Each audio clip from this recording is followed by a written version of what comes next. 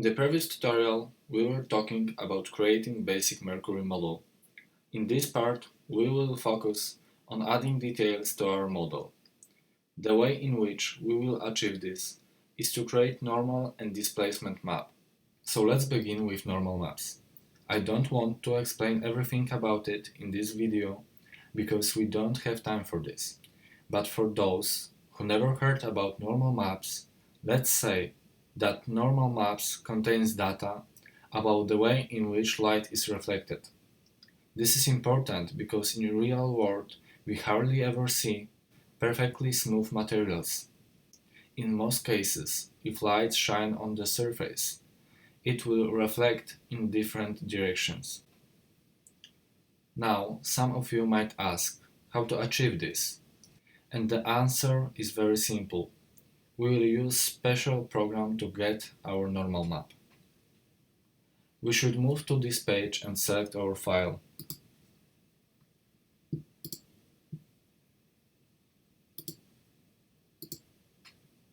It will automatically generate normal map from the image, and after a while of processing, we can download it to our computer. Remember not to close this page because we will use it in just a second. Okay, so now our normal map is ready. Last thing to do is to download it.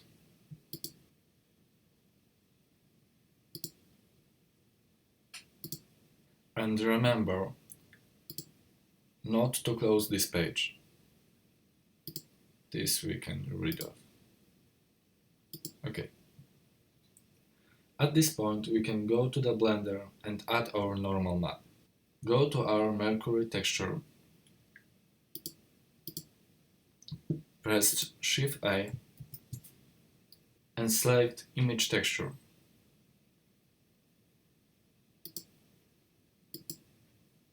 Then choose our file.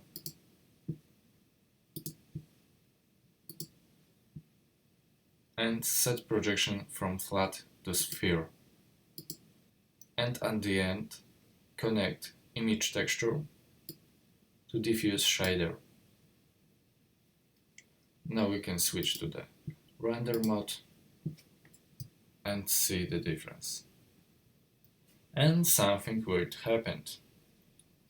As we can see, the normal map ruined the smooth shading. So now we had to increase the subdivision of the model. As you can see, increasing subdivision makes the square smaller. So it's more realistic but not very good yet. So let's increase it to about 6. Now we can see that these squares disappeared almost completely. But we don't want to render our model in the preview mode in that big subdivision. So decrease it to about 4 or 3 and increase the render subdivision. Now check out the render. From this perspective, the squares are almost unnoticeable, if noticeable at all. And at this point we can see that normal map make this image look better. Because when we unplug the normal map, difference will be huge, as you can see. Also shading is quite a little bit better, but I guess the details are not very good at all. So plug it in.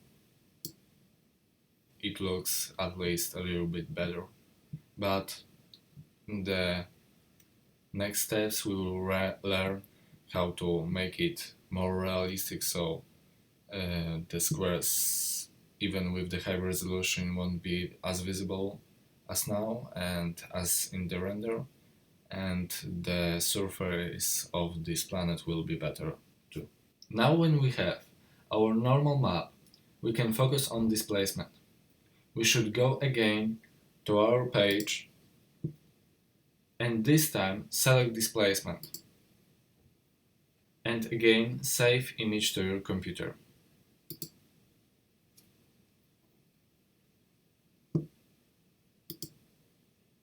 The process in which we will add displacement map is very similar to adding normal map. So move to Blender and press Shift A and add image texture node.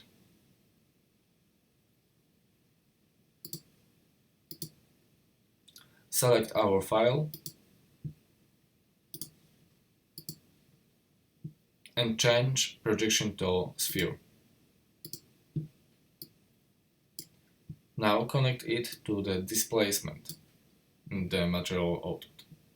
At this point you can see that our image is not very different from the previous one. Maybe a little bit, but I hardly see a difference. And to fix it, we just plug in generated to our vector for both image texture, and now add the displacement. And we can increase the roughness, maybe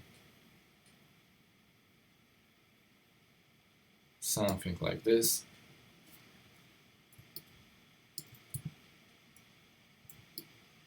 And when we increase sampling to 6 maybe, oh, now it looks better. Now it looks very realistic.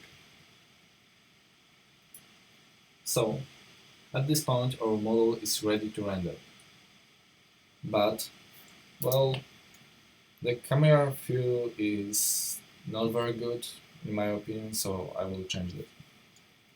Press Shift F, and like in the games with WASD, you can control the camera movement, and with the mouse you can rotate it.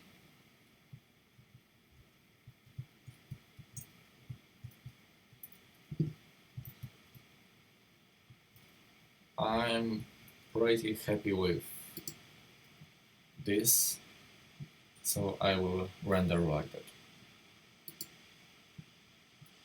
So at this point our model looks quite alright, but we will add last one thing to make it look cool, and this is atmosphere. Now you might think like, what just happened? We are adding atmosphere to Mercury, and you will be right, because in real life Mercury has no atmosphere. But to make it look better, we will add very thin layer. So go to the solid mode and change the view, because we don't want.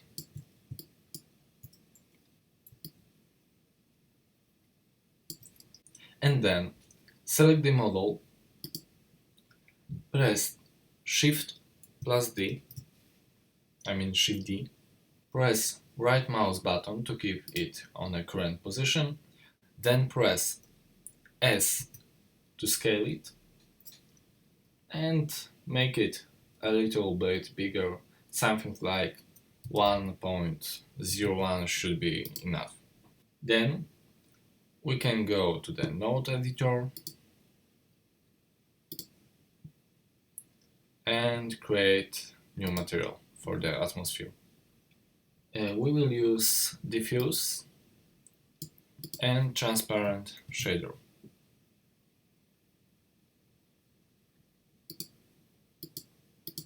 And of course mix shader.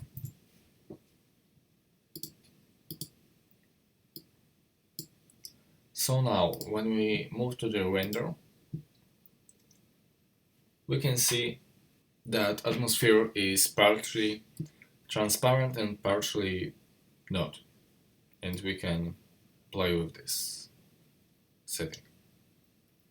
But that is not how the real atmosphere works, because in the real life we have transparency there, and on the edge we have more air particles, so it reflects light more, so it's in case of art more bluish. So press Shift A search, it will be faster, I guess, and search the layer weight node. Then plug facing to the vector. And now we can see that we achieve like opposite of what I was talking. So switch the shaders, and now we can see that it's, I guess, okay, not very bad, but we can improve this. And to improve this, we press again Shift A, again search, and we want color wrap. So now we can play with this setting. And at the very beginning, I want to decrease the Fresnel to about 0.2 is okay, I guess. And then I want to make something like this, to make this spot very transparent, and on the edge like less transparent. I guess we can at this point also tweak the color. So, oh my gosh, this is transparent shader, sorry, you didn't see that. Now we can move it to red and play with this setting to make it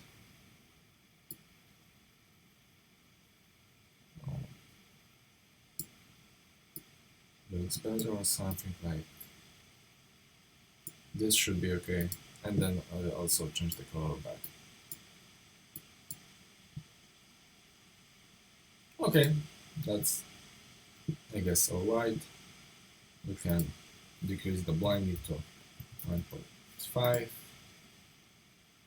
and this is alright, I think. You can play with these settings, it's up to you. I will highly recommend you to play with it as much as you can, because it will show you how different things in Blender works, and it's very important in Blender. And I have forgotten to add some important thing, because we want to increase the roughness. And now it looks like atmosphere, but I'm not like very happy with this, so I will decrease the blend maybe to 0.1. Yeah, that's okay. No, maybe not. Okay, that's okay. Now it looks good. Also, we can play with colors and achieve different types of atmosphere.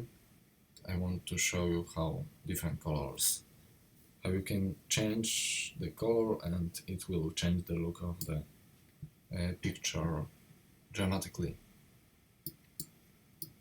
But as I said, I will keep it white, maybe make it a little bit darker.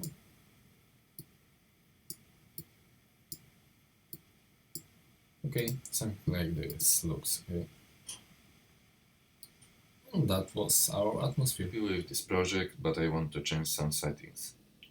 First of all, I want to go to the Performance tab and change the tile size to 32. It will speed up the rendering time. Also, I want to increase exposure to about 1.5.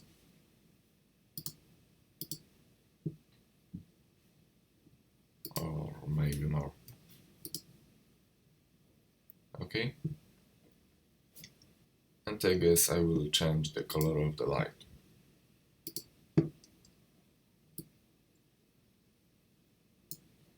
Okay, that looks good. And feel free to play with these settings. Now we can increase the resolution and render our image, and maybe I will increase the samples as well.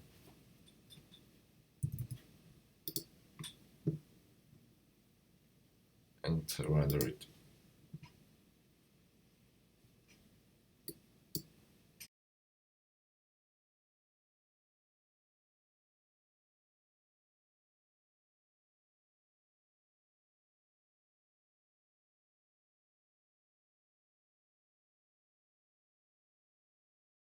Hope you guys enjoyed it, and sorry that I hadn't published this video earlier. There would be one last tutorial where we will focus on composing and baking. I will want to explain those topics entirely, so it might take a while to make these videos. In the meantime, you can play with the settings, colors and textures, and feel free to post your photos on my Facebook page. You will find the link below. Also, I have a few questions for you. For example, what do you think about videos connected more with game making? For example, some explanations about decisions that developers made. And I will also want to make some programming tutorials for game programming enthusiasts, because this channel is supposed to be more focused on game making, and now it's only 3D graphics. So anyway, let me know what you think, and see you in the next tutorial.